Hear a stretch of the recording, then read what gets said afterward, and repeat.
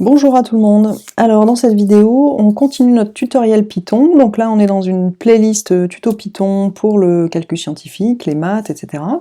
Donc je vous invite à aller regarder la playlist en entier si jamais vous comprenez rien de ce que je raconte. Si vous êtes là juste pour ce petit point, tout va bien. Donc je vais commencer avec les deux premières, la même chose dans la première cellule que ce qu'il y a dans toutes les autres vidéos. Donc je ne rentre pas dans les détails. Et on va aller regarder comment définir une fonction. Alors, donc dans la vidéo précédente, on a vu comment définir des boucles for. Vous allez voir, c'est très similaire. Il y a toujours cette notion de je mets un deux points et ensuite j'indente. Donc le mot-clé pour définir une fonction, c'est le mot-clé def. Et ensuite, la syntaxe, c'est le nom de la fonction. Nom de la fonction. Et ensuite, entre parenthèses, je vais mettre les arguments. Donc là, on va commencer avec un seul argument, x, et puis ensuite, je mets un deux points et je vais à la ligne. Et voilà, donc là, je vais effacer ce que j'ai fait. Hop, je vais à la ligne. Quand je vais à la ligne, Jupyter, il fait ça proprement, il sait qu'on est en Python, et donc il indente automatiquement. Donc à ce stade-là, je peux faire tout un tas de calculs. Je peux faire x égale 2x moins 1. Je peux faire ensuite y égale 3x carré plus 2x. Ensuite, je peux faire z égale 2x moins 3z. Enfin, je peux faire n'importe quoi, hein, 3y. C'est juste qu'à la fin, à un moment, je vais dire, mais c'est quoi ma sortie en fait? Là, vous voyez, dans def, il n'y a pas écrit c'est quoi les sorties. Donc les sorties vont se faire avec le mot-clé return. Ça veut dire... c'est ça que la fonction va retourner, va rendre. Et donc dans return, je vais dire, le truc utile, c'est sans doute la dernière chose que j'ai calculée, c'est z, c'est ça que je vais vouloir sortir, return z. Une fois que j'ai fait ça, vous voyez, si j'appuie sur entrée là, ça sort de l'indentation parce que ça a compris que return, c'était le mot-clé qui signifiait la fonction est terminée, puisqu'en gros, on a fini nos calculs, on a dit ce qu'on retournait, et pouf, je suis revenu à la ligne. Ok, donc si j'exécute ce truc-là, il se passe rien parce que j'ai rien dit. Pour pouvoir l'exécuter, donc je vais peut-être renommer ma fonction. Pour l'exécuter, je vais l'appeler ma fonction, et puis je vais lui donner un nombre, par exemple 3,54. J'exécute ça, et ça me fait un calcul, ça prend 3,54, ça me fait rentrer dans tous ces calculs-là, et ça me sort le résultat. Ok pour ça? Alors, qu'est-ce que je veux vous dire ensuite? Ah oui, comment définir une fonction en une seule ligne? Donc là, vous voyez, j'ai défini la fonction qui s'appelle fonction 1, et comme le calcul est complètement super simple, j'aurais pu dire y égale 2 fois x return y.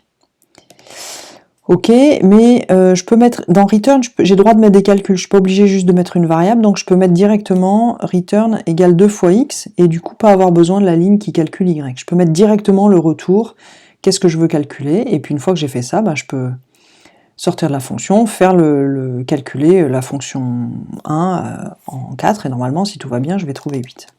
Ouais, je trouve 8. Et l'intérêt de le faire en une ligne, c'est que justement sur ces fonctions toutes simples, on n'a pas forcément envie de se taper une fonction sur deux lignes et tout. Donc on a une méthode qui permet de faire en une seule ligne, qui est avec le mot-clé lambda. Donc la syntaxe est un peu différente. Donc au lieu d'avoir le nom de la fonction ici, il est au début, fonction 2 égale. Lambda, ça signifie qu'on est en train de définir une fonction rapidement.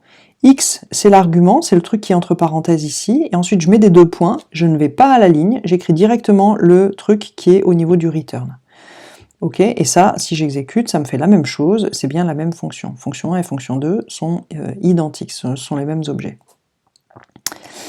Ok pour ça, j'espère que c'est assez clair. Qu'est-ce qu'on peut voir? Qu'est-ce qu'on peut voir? Ouais, on peut voir si je mets deux arguments. Non, je sais pas si ça marche avec deux arguments lambda, faudrait que je teste. Bref. Donc, ce que je peux vous dire... ah oui, c'est qu'on peut créer une nouvelle fonction qui en appelle une autre. Ok, donc la polyf, ça n'existe pas. Donc, je peux créer une nouvelle fonction, je vais appeler nouvelle fonction qui dépend que de x, et dedans, je peux calculer y, qui est fonction 1, donc celle-là, elle a été définie plus haut, elle existe. Je peux l'appeler avec n'importe quoi, moins fonction 2...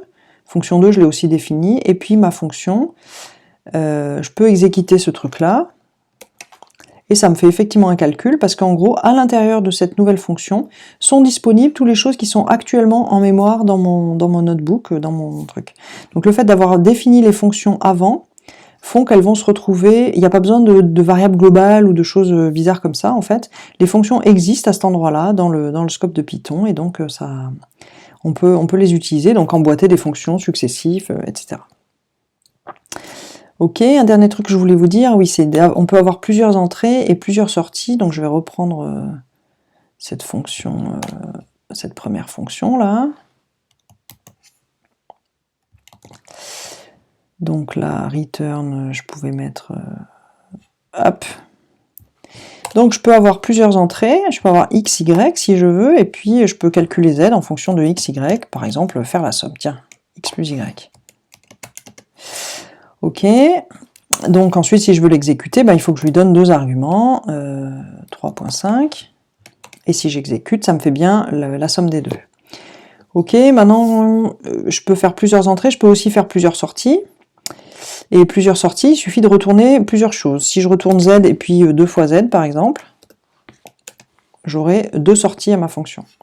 Je peux aussi dire, comme je sais qu'il y a 2 sorties, je peux aussi dire a virgule b égale ma fonction.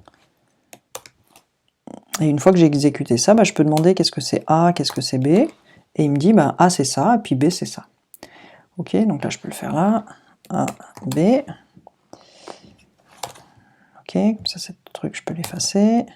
On efface une cellule, là, je clique dessus dans le truc, et ensuite je tape DD, ça m'efface la cellule. Ok.